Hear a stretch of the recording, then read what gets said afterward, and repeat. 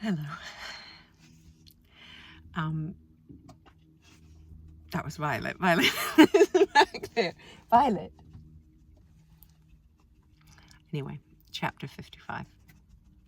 We're both here. Chapter 55.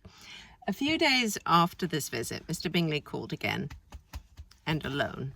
His friend had left him that morning for London, but was to return home in 10 days' time. He sat with them above an hour and was in remarkably good spirits. Mrs. Bennet invited him to dine with them, but with many expressions of concern he confessed himself engaged elsewhere. "Next time you call," said she, "I hope we shall be more lucky. He should be particularly happy at any time, etc., etc., and if she would give him leave, would take an early opportunity of waiting on them. Can you come tomorrow?" Yes, he had no engagement at all for tomorrow, and her invitation was accepted with alacrity. Love that word. He came, and in such very good time that the ladies were none of them dressed. In ran Mrs. Bennet to her daughter's room and in her dressing gown, with her hair half finished, crying out, "My dear Jane, make haste and hurry down. He has come, Bingley. Mr. Bingley has come. He is indeed. Make haste, make haste. Here, Sarah, come to Miss Bennet this moment. Help her on with her gown. Never mind Miss Lizzie's hair." "We will be down as soon as we can," said Jane, "but I dare say Kitty is forwarder than either of us, for she went upstairs half an hour ago." "Oh, hang Kitty! What has she to do with it? Come, be quick, quick, be quick. Where is your sash, my dear?" But when her mother was gone, Jane would not be prevailed on to go down without one of her sisters.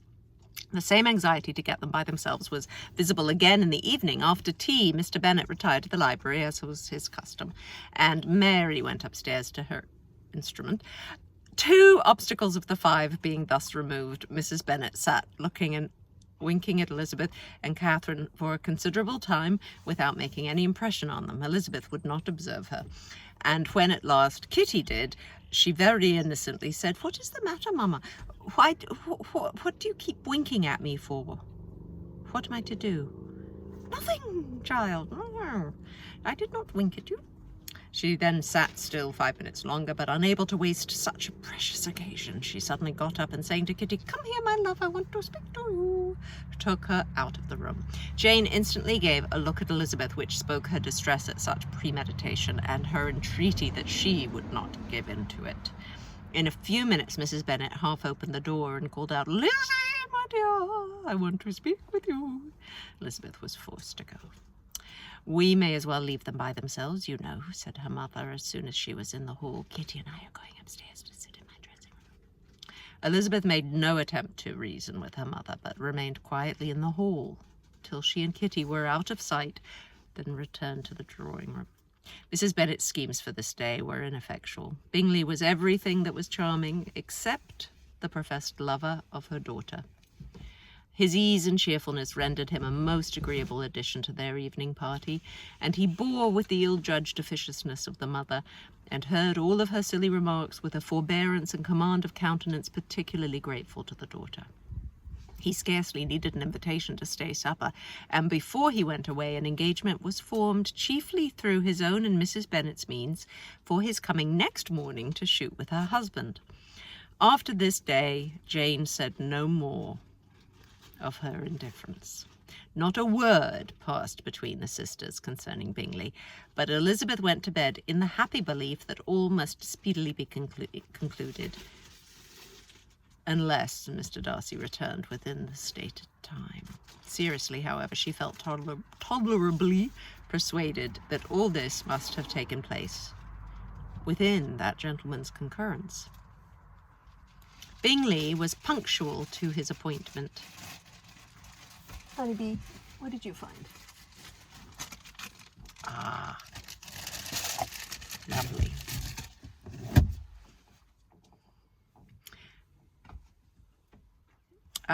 Bingley was punctual to his appointment, and he and Mr. Bennet spent the morning together, as had been agreed on. The latter was much more agreeable than his companion expected.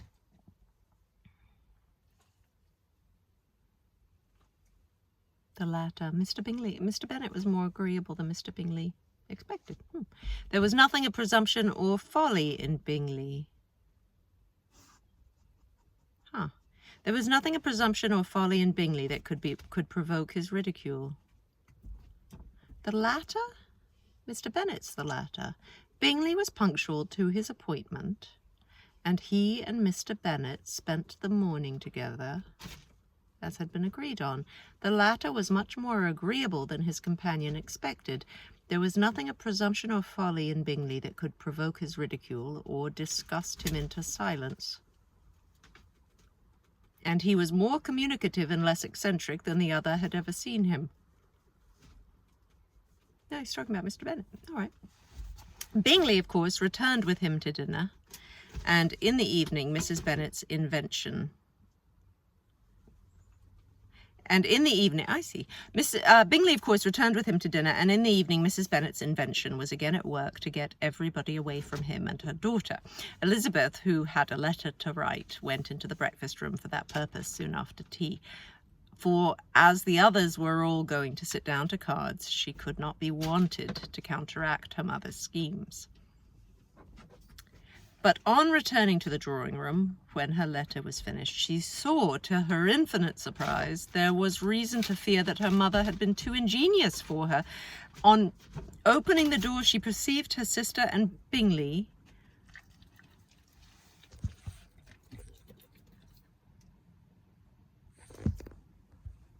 finishing up that marshmallow you found?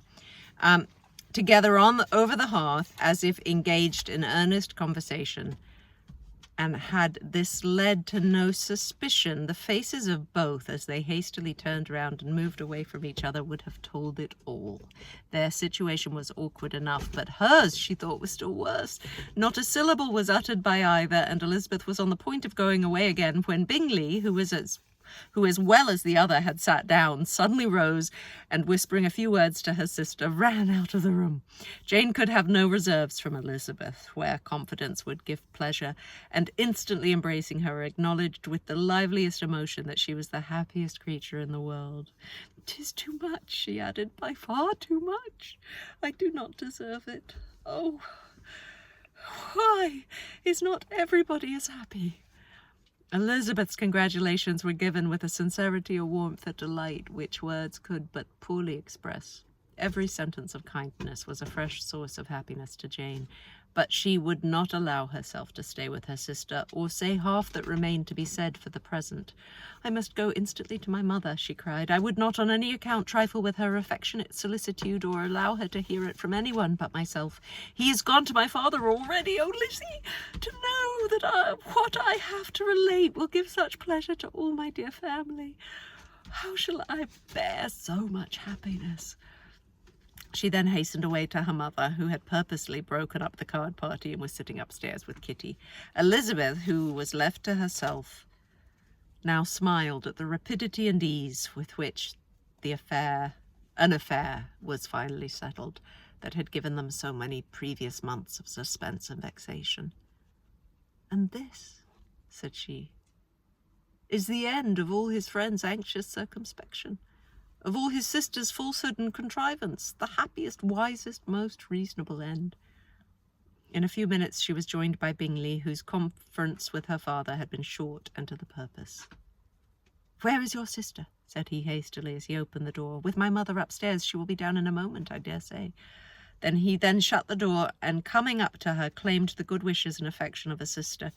Elizabeth honestly and heartily expressed her delight in the prospect of their relationship. They shook hands with great cordiality, and then they didn't shake hands till her sister came down. They shook hands with great cordiality, and then, till her sister came down, she had to listen to all he had to say of his own happiness and of Jane's perfections, and in spite of his being a lover, Elizabeth really believed all his expectations of felicity to be rationally founded, because they had for the basis the excellent understanding, the super-excellent disposition of Jane, and a general similarity of feeling and taste between her and himself. It was an evening of no common delight to them all. It was an evening of no common delight to them all. The satisfaction of Miss Bennet's mind gave a glow of such sweet animation to her face as made her look handsomer than ever, Kitty simpered and smiled and hoped her turn was coming soon. Mrs. Bennet could not give her consent or speak her approbation in terms warm enough to satisfy her feelings, though she talked to Bingley of nothing else for half an hour, and when Mr. Bennet joined them at supper, his voice and manner plainly showed how really happy he was. Not a word, however, passed his lips in allusion to it, till their visitor took his leave for the night, but as soon as he was gone, he turned to his daughter and said, "Jane, I congratulate you. You will be a very happy woman." Jane went to him instantly, kissed him, and thanked him for his goodness. "You are a good girl," he replied, "and I have great pleasure in thinking you will be so happily settled. I have not a doubt of your doing very well together. Your tempers are by no means unlike. You are each of you so complying that nothing will ever be resolved on, so easy that every servant will cheat you, and so generous that you will always exceed your income. I hope not so. Imprudence or thoughtlessness in money matters would be unpardonable in me." "Exceed their income? My dear Mr. Bennet," cried his wife, "what are you talking of? Why, he has 4,000 or 5,000 a year, and very likely more." Then addressing her daughter, "Oh, my dear, dear Jane, I am so happy. I am sure I shan't get a wink of sleep all night. I knew how it would be. I always said it must be so at last. I was sure you could not be so beautiful for nothing. I remember, as soon as ever I saw him, when he first came into Hertfordshire last year, I thought how likely it was that you should come together. Oh, he is the handsomest young man that ever was seen." Violet, it's getting happy. Wickham Lydia were all forgotten. Jane was beyond competition her favourite child. At that moment she cared for no other. Her younger sisters soon began to make interest with her for objects of happiness which she might in future be able to dispense. Oh, Jane's younger sisters.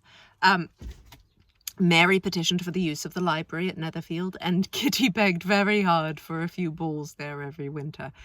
Bingley, from this time, was of course a daily visitor at Longbourn, coming frequently before breakfast and always remaining till after supper, unless when some barbarous neighbour who could not be enough detested had given him an invitation to dinner which he thought himself obliged to accept.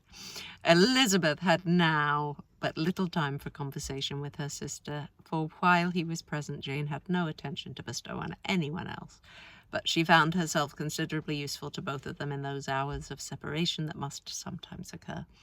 In the absence of Jane, he always attached himself to Elizabeth for the pleasure of talking of her, of Jane, and when Bingley was gone, Jane constantly sought the same means of relief. "He has made me so happy," said she one evening, "by telling me that he was totally ignorant of my being in town last spring. I had not believed it possible."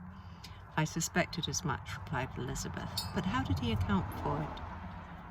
"It must have been his sister's doing. They were certainly no friends of his acquaintance with me, which I cannot wonder at, since he might have chosen—" I love it when she gets her lips stuck in her teeth.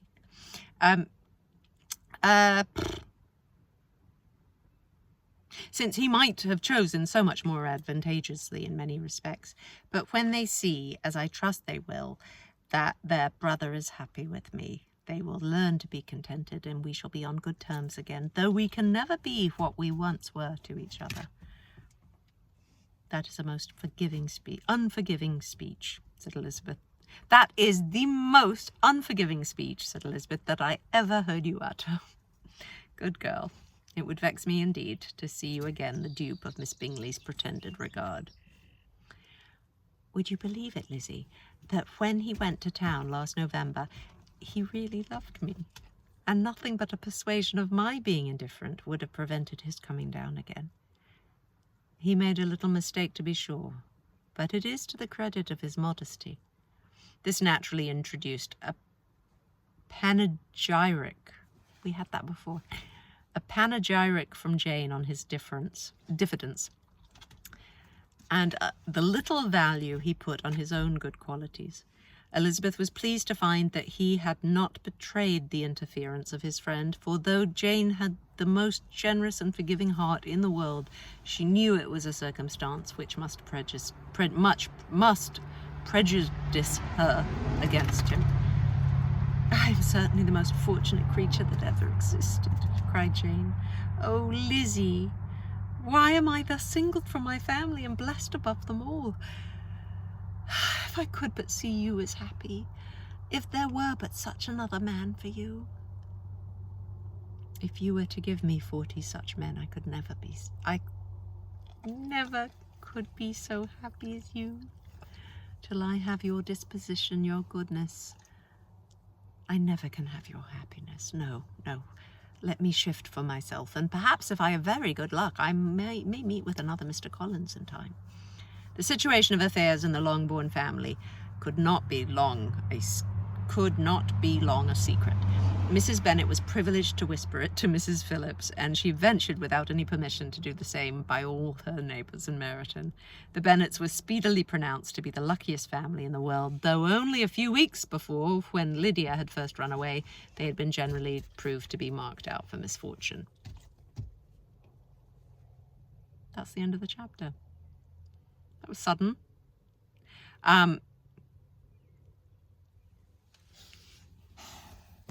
And thank you for sheltering with us.